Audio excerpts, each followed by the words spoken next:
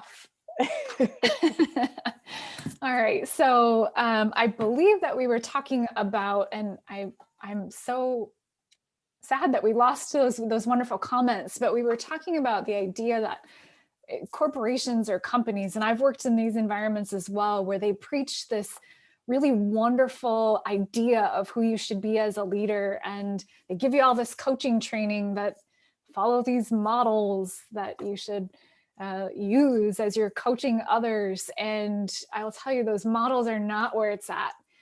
This idea of having real conversation with people is the key. And I do hear that a lot, and I see that, I watch it, where leaders are so consumed with the results they need to achieve and the numbers and their dashboards that have them focusing on, is it red or is it green? And that leaves us in a place where we're not having the kind of real conversations with people that will end up driving those results. So I always feel so sad for leaders when they're stuck in those spaces, or when they're having their stand-up meetings, or they're leading the conversation. It's all about those numbers. And if it's red, it's all about what are we going to do to make this green, versus having the real dialogue and conversation with the people in that room and surfacing the wisdom that exists in those spaces in order to then drive those results. So the results will come, the relationships come first, and then the results will come. So the quality of those conversations is going to drive the quality of those results. So we don't have time today to get into all of the ideas and wonderful ways that you could enhance all of your individual leadership characteristics. But I want to leave you with kind of 3 things to think about as you're endeavoring to coach other people and show up as that connected coaching leader. And one of them is to focus in on your own wickedness. And that's a term that we use within JLC. And we have a wonderful workshop on leadership wickedness, but that's encompassing of your presence and your awareness, your leadership presence and awareness. And that's all about how you show up in a space. You as the leader, the way that you come in with your talk, with your stance, and with your focus into every conversation that you have. So be aware of that. What are your intentions when you come into a space? And are your words, is your demeanor, is your posture, is everything aligned with that intention? And coming in from a place of curiosity and a place of learning instead of knowing is an invitation that I have for you to show up in that way. The second one is what you focus on grows. So if you can just remember that statement, what you focus on grows, because I think as our participant had said the last time, we get so focused in on the tasks or the results or the numbers, and oftentimes what's not going right about those things, that we lose the momentum that we can build by focusing on the positive, or focusing on what's going well and going right, and building on those elements, whether that's within your team or with an individual. That is where you're going to see those true results. So that appreciative approach to your inquiry is huge. Yeah, what you focus on grows. And then the third one is that personal reflection produces change. So when you think about showing up as that connector or that leader in a coaching manner, it's your role as the leader to give space for that reflection, to even incite that level of reflection, where you can hold up a mirror to someone and see things that maybe they can't see, and reflect back to them what you're really seeing of a situation or in them as an individual. So that's the third element. So as I've given you kind of those 3 things, I would love to hear, and I see some comments are coming into the chat, what really resonated with you about what you heard me say, kind of those 3 elements, that leadership wickedness, what you focus on grows, and personal reflection produces change. Kind of what stood out to you, what resonated for you? And then I'd love to kind of take a look at some of these comments. Yeah, I hear someone said, so true, Nicole, it's hard for them to go beyond that to discover how to drive the results. They fall into the telling rather than coaching how to do it.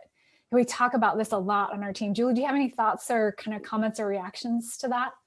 Yeah, I just go back to my experience, and it's takes a lot of courage on the leadership side to trust the wisdom in the room. You've hired these people for a certain reason, and you need to trust their expertise that they are going to know what's happening on the deck plate or, out on the floor, and gathering that information is probably going to be more relevant and more effective than you ever trying to come up with the answers on your own. Yeah, absolutely. I'm seeing some other comments here. What you focus on grows, which is also true if you focus on the negative. Yeah, absolutely. Maybe even especially because we have that negativity bias kind of naturally within us to see the negative, to see the problems. And so being consciously focused on those strengths is more of a challenge. I love that. And then there's another comment here. There's a lot of connection to servant leadership and high emotional intelligence. Good coaches and leaders I've had, are very high on both. Absolutely. That level of self-awareness is key to being able to show up authentically and to show up in a way where we're open to hearing what other people are saying and feeling and thinking. Yeah, people often don't care what you know until they know that you care. Yeah, that's such a great sentiment, especially if I think right now a lot of people are really craving that. Yeah, absolutely. So those are some fantastic comments. And as we shift into thinking about the ways in which we can benefit as leaders from having these kind of coaching relationships ourselves, I'd love to hear from some of you. We've talked about some of the things in the comments here. What gets in the way of you showing up as that connected coaching type of leader? One thing for me that I've noticed with the executives that I work with is time. Mm. They don't feel like they have the time to have really effective conversations with people. Their meetings are only 30 minutes. And if they open up the door to actually have, these coaching conversations with the people that they interact with, the meeting could go much longer and they feel like they can't do that. So they don't do it. Yeah, absolutely. A lot of what I see is people going from meeting to meeting to meeting to meeting, and there's no space, or they feel as if there's no space for them to get work done. So they're going to meeting to meeting to meeting to meeting with no space of reflection time or time to really do their work. So they're feeling like they're doing their work outside or after all of these meetings occur. And I think the real mindset shift occurs when we realize that these conversations are our leadership. They are the way that we lead. They are where we as leaders get the work done. So I think that's one thing that I've noticed that gets in the way is just the amount of communication and the amount of meetings that people attend. Yeah, relationships and trust is a comment we have here. It takes time to develop both to the point where coaching is truly effective. Yeah, what do you think about that one, Julie? Yeah, I agree. I mean, Brene Brown talks a lot about how to build trust, and it's the marble jar. She talks about, and just the teeny tiny little things that you could do on a daily basis to build that trust. And it's not related necessarily to the results. It's related to, do I know your name? Do I know what's going on in your life? Can I acknowledge some of your hard work? Am I aware and appreciative of some of the little things that you've been able to accomplish over the past week? All of those teeny tiny little things really build trust, which then builds the relationship, which enhances the conversation. And from that, you're feeling like you have a better psychologically safe space to actually share what's on your heart and on your mind. And then from there, you're able to have better planning and action, which then enhances the results. And so, I mean, they all sort of work together, and that's our success circle that we talk about. It comes from MIT research on effective organizations, but it really does start with those little conversations. Nicole, what else is coming up? Yeah, so many things come up for me as we talk about that idea of that marble jar. I love that metaphor and visual for the idea of building trust. And I think that relates to what one of our attendees is saying here. I had an executive leader who called my coaching conversations coffee clutching and discouraged those conversations. She'd say, "We have work to do, and you're in here coffee clutching." And I think the point is you need supportive culture in order to be a good coach. Yeah, the value of those conversations, I think, I mean, there is data that backs up the claim that being a coaching kind of leader, I shared some of that data with you earlier, and we have even more data that shows the evidence of how effective coaching is in actually determining your results. And I think what Julie was just illustrating there with our kind of circle, we call it our success circle, but it absolutely, everything is connected and related. So if you want these results, you have to be thinking about what kind of relationships, what kind of quality conversations do I need to be having with every individual in order to produce those results. Yeah, and I wanted to talk about one more thing before we shift then, our idea of being a coach to actually getting coaching. And it goes back to what one of our attendees said about you need a supportive culture to be a good coach. And I think yes and no. Yes, it's much easier when everyone is on board to get coaching. And at the same time, if not everyone is on board, you can still have those conversations, setting it up and educating those other people, like the executive leader who thinks that, there's work to do. And so by sharing, there's research out there that you can share, giving them articles and, showing how you could even write out the structure of the conversation that you do. What was your intention? What did you get the employee to reflect on? How did they take action differently as a result of that conversation? Sometimes if they don't necessarily understand what's happening in the conversation, it does just look like you're sitting around, having a chat. But if you could really go in and show them how you actually have a planned, disciplined, professional conversation to get them to be thinking about things, sometimes that helps as well. Yeah. And so as we go on here, we're getting close to the end, and I want us to sort of shift now to think about how are you taking responsibility for your own leadership development. As I talked about in the beginning, there's tons of online classes that we can take. There's tons of books that we can read. There's webinars like this one. But how are you specifically implementing these things that you're learning, number one, for yourself and maybe for those that you work with? And number two, what's possibly getting in the way? So we're going to take a poll right now to get a little bit of feedback from our audience. If there was one thing that you could really change or enhance that seems impossible when you're thinking about this leadership development and your ability to really be amazing at your job, what would possibly be a game changer? Nicole, if you can put it up there, I'll read them and people can look, Are there certain things that you feel are true right now for your leadership? And if you could change or adjust or enhance them, wow, I mean, it would be a game changer for the way that you would be able to get things done. So how many of you are feeling like you wish you had uninterrupted time to just think deeply about what's working in your life or in your job?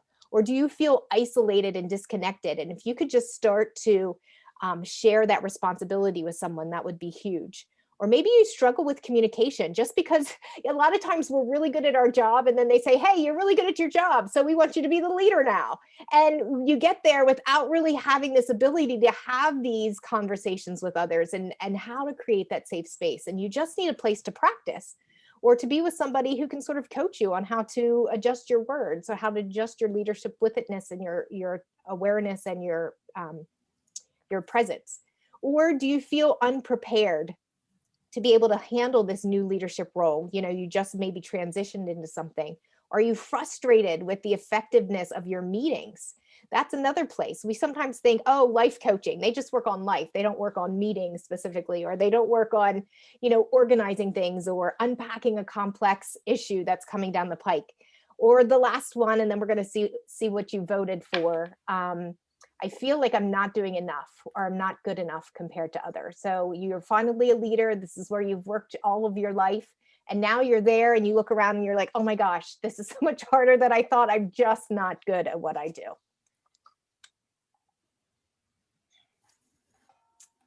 All right, we ended the poll here. Can you see the results there, Julie? Yeah, I can. So interestingly, most of us wish we had uninterrupted time to think, 43% of us. And that's followed then closely by feeling isolated and also being frustrated with the level of our meetings. And then the last two, we're struggling with communication and then feeling like I'm not doing enough. And no one voted for feeling unprepared to handle their leadership responsibility, which I think is fantastic. That's one of the things that we're talking about that oftentimes um, holds us back. And Nicole, you can close that, is that we think, well, I can handle this. And I just am going to handle it by myself. And so I talked a little bit earlier in an advertisement that you may have seen on Facebook about how coaching is well known in the area of sports and music and entertainment. Many of you maybe watched the Super Bowl yesterday. And those coaches are really, really important for several different reasons. The football players aren't there to do it by themselves. They need that coach to sort of take a time out and say, hey, wait a minute, we've got to change this momentum. Something's not right. Or let's try a different play, because they're on the sidelines and they can see things that the players can't. And so if we know that the coaching works for those types of industries, why would we not then create an environment where we also would have that for us? And the number one thing that I always say for coaching is to what everybody voted for, is when you schedule with a coach, you're going to hold that appointment and it's going to be uninterrupted time. And it's not going to be a meeting that you have to do something for other people. No, that meeting is for you. And that gives you the uninterrupted time that everybody wants. And whatever it is that you're possibly working on or that you need to think about, you can talk about during that time. And once you start to get that rhythm in your schedule where once a week you meet with a coach and it's uninterrupted, you discover that that's the way to really give back to yourself to enhance your own development. Nicole, what's coming up for you? What's resonating with not only the poll, but some of the things that I'm talking about? Yeah, what's resonating for me, I think, is just that idea of that personal reflection time that produces real change. And for me, I know in my own coaching relationships, it has been what you talked about, that dedicated time that it's carved out for me to reflect. And not only to reflect, but have a partner in my reflection that can see things that maybe I can't see, which I think is that maybe the most valuable part. Someone is there and seeing you in a way that you may not be able to see yourself, and see your situation in a way that you may not be able to see those possibilities. So that's what's coming up for me. How about our participants? Anything coming up for you as we're talking about this coaching relationship?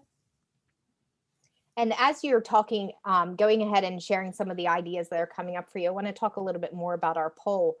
So a lot of the executives that I work with, and you said this earlier, we go from meeting to meeting to meeting to meeting, and we just don't take the time to really think deeply and align our outcomes and our desired results with what we're talking about. And so again, that's where that we having a coach can improve your meetings, because during the coaching conversation, you could say, what's coming up? What do you want to talk about? Let's get that aligned, and let's send that out a few days before your meeting so everyone's prepared. Another thing that you talked about is struggling with that communication. One of the wonderful things about having a coaching relationship with somebody that you can trust, and you can say what you need to say, you can say all the assumptions and beliefs that you may have about an employee for why they're not doing the best that they're doing. And the coach may pause and have you reflect a little bit, but then they do a little bit of a role play where, okay, you be the person that you're going to talk to, and I will be the leader. And let's just practice this conversation before you actually go and have it. So it gives you a test run going into it. And that really, for me as a coach and as a leader, has been invaluable to be able to have that communication practice time before I actually have to go and have those evaluative conversations. Yeah. I can see that our participant said coaching is not an addition to do it. It's how you do what you do. And that is so true. When we look at how can we be more effective by getting a coach, which helps with our implementation as part of how we do it, not an addition. I need to find some space. Yeah, absolutely. I love that comment, because I think in a corporate environment that I grew up in and that I was in for a very long time, coaching was a hat you put on in a very certain situation. Okay, so I'm going to, be a leader one way most of the time, but I'm going to have these very explicit coaching conversations with people when it's time for me to have a coaching conversation. And I may have been taught to follow a very specific model to do so. And I think what I really love about this comment is the realization is becomes, if it's effective and it's embracing the idea of these quality leadership conversations, every conversation is a coaching conversation. It's the way that you are and you exist as a leader and as a person versus a hat you put on when you feel like you need to have a coaching conversation with someone. So I love that idea. Appreciate that comment. Yeah, and if someone else just said, like everything else, good coaching requires discipline and intentionality to do it consistently and to continue to develop, grow, and learn. And I agree. The coaching conversation is not something that you just have once a month. It's a weekly basis. The more that you have those conversations with people, the more effective they can be. And Nicole, I know that we're getting close on time, but we did have a slide that talks about the ROI for coaching, because Yes. coaching, you do need to pay for coaching. And oftentimes we think, how does just showing up with somebody and talking to them, how does that really pay back our investment? And as you can see, I'm not going to go through all of them, but you can see that it definitely enhances productivity, relationships, and organizational strengths across the board. So all the things that people are looking for, coaching definitely is able to do that. And in fact, research has shown that coaching does it much more effectively than a whole group 3-day training. Yeah, that's such a wonderful point, Julie, about that, the real ROI and effectiveness of training. And for me, I know personally, I have grown massively as a coach because I have a coach. When I'm looking to coach others, whether that's those who report to me or my children in my life, the reason why I feel like I've been able to shift and grow in that space is because I have somebody that I talk to and I see the questions and hear the questions and experience those aha moments. And I love the idea of thinking like, oh, I can be that and I can create that for other people. So that's been a huge part of my development as a coach is having wonderful coaches in my life. So I think that's been super important for me.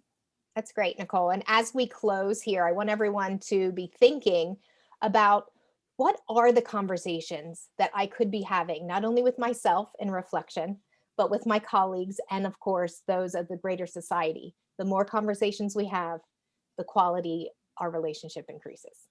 Yeah, absolutely. And we have some just wonderful comments in here coming in about, like everything else, good coaching requires, I think we talked about that one, the discipline and intentionality. But the next comment here, when you have a good coach, you often don't even realize you're being coached because it's so comfortable and conversational. And that is so true.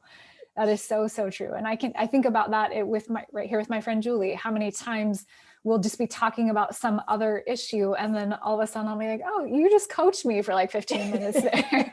How much do I appreciate that element? So, so grateful for the wonderful coaches I have in my life.